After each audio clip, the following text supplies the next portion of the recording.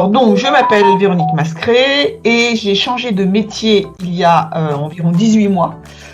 Et donc avant, j'exerçais la profession très honorable d'expert comptable, un petit peu commissaire aux comptes aussi.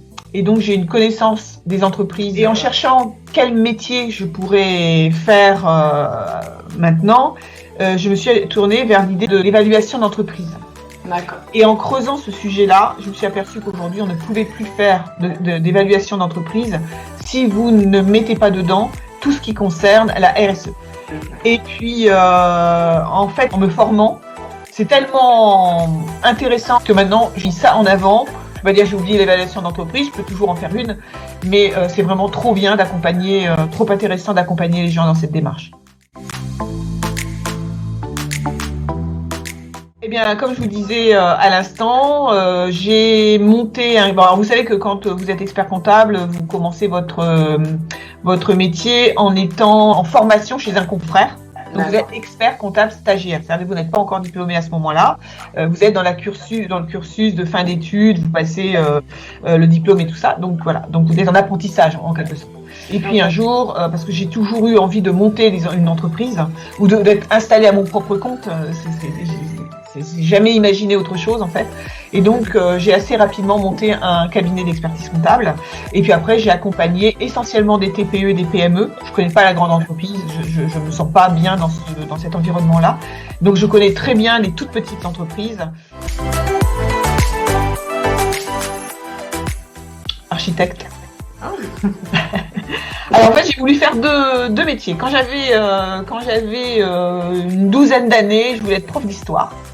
J'adore l'histoire et que c'est toujours fondamental chez moi. Et puis quand j'avais 18 ans, après avoir cherché un peu plus loin, en fait le métier qui m'avait beaucoup interpellée, c'était celui d'architecte. C'est un de mes grands regrets. Je trouvais que c'était le seul métier qui permettait de construire des choses, d'avoir un côté ingénieur un peu, avec un côté humain, parce que vous n'allez pas construire tout seul dans vos coins, et un aspect esthétique ou artistique. Et puis, bref, j'aurais pas dû écouter certaines oreilles. Et un jour, on m'a dit si tu verras le métier d'expert comptable, c'est très bien et tout. Et donc j'ai fait ça. Mais... Non.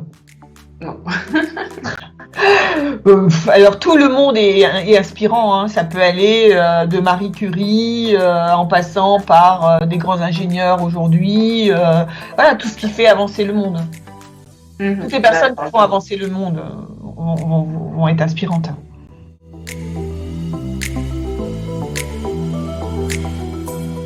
Je le fais par le métier que je fais là. Voilà, le fait, il faut être très réaliste et il faut arrêter de faire des bêtises, quoi. Il faut arrêter de considérer qu'on est tout seul au monde, de détruire tout ce qui s'entoure, de jeter les déchets comme si on est seul au monde. Après moi le déluge, il faut arrêter avec ça, quoi.